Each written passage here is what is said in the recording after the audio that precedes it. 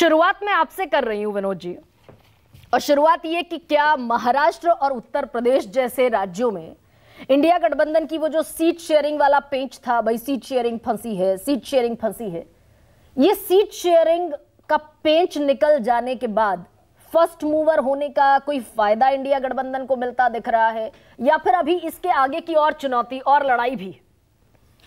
देखिए, इंडिया और एनडीए, मैं पहले भी कहता रहा हूं, एनडीए जो है वो नेता आधारित गठबंधन है, जिसमें नरेंद्र मोदी जी एक नेता हैं जिनसे पूरे गठबंधन को ताकत मिलती है, ऊर्जा मिलती है और जीतने की गारंटी मिलती है। इंडिया गठबंधन नेताओं का गठबंधन है, जिसमें दो नेता निकल गए, नीतीश कुमार और जयंत चौधरी, लेकिन फिर भी अभी 28 दल थे, उसमें 26 दल बचे हुए हैं। अब वो नेताओं का गठबंधन है, और नेताओं के गठबंधन में हर नेता अपने इलाके का, अपने वर्ग का, अपनी जाति का, अपने क्षेत्र का छत्रप है। तो जाहिर है वो जब सीट्सों का बंटवारा होगा तो एनडीए गठबंधन में वो मांगेंगे लोग, बीजेपी की इच्छा होगी जितना देना होगा देगी, इतना देना होगा नहीं देगी। जैसे आज संजय निषाद जी ने कहा कि हम 2 सीट लड़ेंगे उत्तर प्रदेश में, हमारी संख्या सबसे ज़्यादा है पिछड़ों में, लेकिन 2 क्या उनको मिलेंगी? बीजेपी तय कर देगी। इंडिया गठबंधन में ऐसी स्थिति नहीं है। इंडिया गठबंधन में ये है कि भाई एक एक सीट को लेकर के आपस में रस्साकसी होगी और फिर जाके कोई रास्ता निकलेगा, इससे समय लगता है। जैसे आम आदमी पार्टी के साथ दिल्ली में 4-3 का समझौता हो गया, एक सीट उन्होंने हरियाणा में और गोवा में बात हो गई। अब महाराष्ट्र का भी आपने जिक्र किया कि महाराष्ट्र में 18, 2 और 10, ये एक फार्मूला बन गया। अब ये हम लोगों को लग रहा था कि लगभग ऐसे ही फार्मूला बनेगा। हालांकि अगर ये फार्मूले पे पहुंच गया है एमबीए वहाँ पर, जो वहाँ के घटक दल हैं, तो इंडिया गठबंधन के लिए बड़ी उपलब्धि है। बिहार की जहाँ तक बात है, बिहार में जब तक नीतीश कुमार थे महागठबंधन में, इंडिया गठबंधन में, तब तक कुछ सीटों पर पेंच आ रहे थे, लेकिन अब तो दिक्कत नहीं है। अब तो आरजेडी और कांग्रेस और लेफ्ट के बीच बंटवारा होना है। मेरी जानकारी जो है कि शायद 28 सीट आरजेडी लड़ेगी और 6 सीट शायद 8 सीट कांग्रेस लड़ेगी, और बाकी जो सीटें बचती हैं वो शायद लड़ेंगे लेफ्ट के। एक ऐसी वहाँ भी एक फार्मूला बन रहा है। इसके अलावा तमिलनाडु में गठबंधन उनका है ही, उसमें कोई झंझट इतना सामने है नहीं। झारखंड में भी है, कुछ सीटों पे हो जाएगा, पिछली बार भी हुआ था।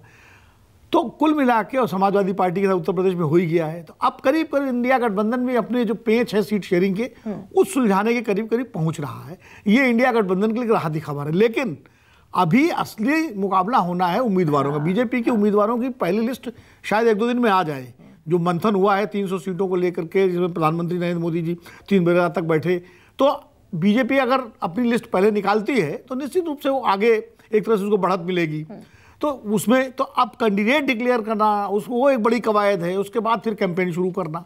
तो इंडिया गठबंधन अभी पीछे है, वो पैसेंजर ट्रेन की तरह हर स्टेशन पर रुकते रुकते चल रहा है। एनडीए एक्सप्रेस ट्रेन की तरह तेजी से भाग रहा है। तो अब इंडिया गठबंधन को भी एक्सप्रेस ट्रेन बनना है, तो वो उसके सामने चुनौती है। एक सवाल ये भी है क्या कि महाराष्ट्र में और उत्तर प्रदेश में, दिल्ली में, जहां जहां सीट शेयरिंग हो गई, और दिल्ली में तो कैंडिडेट भी अनाउंस कर दिए आम आदमी पार्टी ने, हरियाणा में भी कैंडिडेट अनाउंस कर दिया, तो तैयारी का ज्यादा वक्त मिलेगा, फर्स्ट मूवर होने का कोई फायदा मिलेगा इन राज्यों में? नहीं, निश्चित रूप से फर्स्ट मूवर का फायदा तो मिलता है। देखिए, जल्दी प्रत्याशी घोषित करने का एक फायदा ये मिलता है, उस प्रत्याशी को भी समय मिल जाता है, और जो रिबेलियन अगर पार्टी में कुछ होता है तो उसको संभालने का भी मौका मिल जाता है।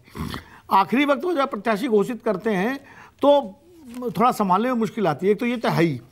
दूसरी बात ये है, महत्वपूर्ण चीज़ ये है कि एक उसका दूसरा पक्ष भी है। कई बार आखिर तक आप सस्पेंस बनाए रखते हैं, कौन लड़ेगा कौन लड़ेगा कौन लड़ेगा, और जब आखिर में घोषित करते हैं तो जिनकी दूसरी पार्टी में जाने की संभावना होती है वो नहीं जा पाते हैं। तो एक उसका ये पक्ष भी है। तो शायद कांग्रेस क्या करे। लेकिन एक महत्वपूर्ण बात यह है जो मैं कहना चाहूँगा कि मुझे लगता है कि जो बार बार ये बात होती थी 1 on 1, तो 1 on 1 तो अभी भी रहेगा। जैसे बिहार में कैंडिडेट, भाई नीतीश कुमार बीजेपी के साथ चले गए, लेकिन कैंडिडेट तो वहाँ भी 1 on 1 ही रहेंगे। जहाँ एनडीए का कैंडिडेट होगा उसके मुकाबले यूपी इंडिया गठबंधन का कैंडिडेट होगा, भले वो आरजेडी का हो या कांग्रेस का हो या लेफ्ट का हो। इसी तरह उत्तर प्रदेश में 1 on 1 नहीं रहेगा। हाँ, मायावती जी एक अलग से लड़ाएंगे अपना कैंडिडेट। तो जहाँ अभी बंगाल का एक पेंच ऐसा है जो फंसा हुआ है, वो क्या जब महाराष्ट्र हो जाएगा, बिहार हो जाएगा, सब हो जाएगा, उसके बाद क्या ममता जी कुछ पिघलेंगी? क्या उनकी ममता थोड़ी सी कांग्रेस को लेकर के सामने आएगी, कुछ सीटें बढ़ा के 4 सीट देने को तैयार थी, 2 सीटें 2 से 4 पे आएंगी या 5 पे आएंगी, या कांग्रेस कुछ अपनी डिमांड, वो एक चुनौती अभी इंडिया गठबंधन के सामने है बंगाल को लेकर के। और मुझे लगता है संदेश खाली के बाद जो दबाव बन रहा है ममता बनर्जी पर, वो मान तो शायद उनको मान जाना चाहिए।